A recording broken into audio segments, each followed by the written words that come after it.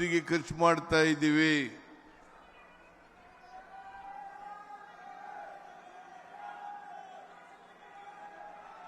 ಶಿವಲಿಂಗೇಗೌಡರಿಗೆ ರಾಜಕೀಯ ಭವಿಷ್ಯ ಇದೆ. ಕೂತ್ಕೊಳ್ರಿ ಕೂತ್ಕೊಳ್ರಿ ಕೂತ್ಕೊಳ್ರಿ. ರಾಜಕೀಯ ಭವಿಷ್ಯ ಇದೆ. ಮುಂದಿನ ದಿನಗಳಲ್ಲಿ ಕೂತ್ಕೊಳ್ರಿ.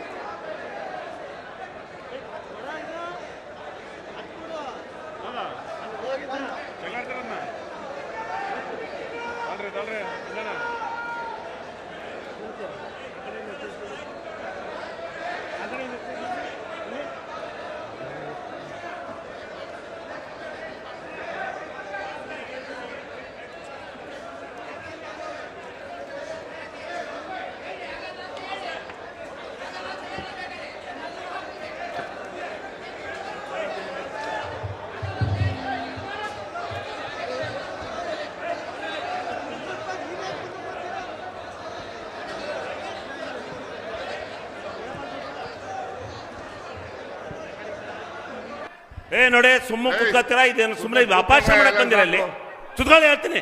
ನೀವೇನಾರು ಶಿವಲಿಂಗೇಗೌಡ ಪರವಾದವರು ವಿರುದ್ಧವಾದವರು?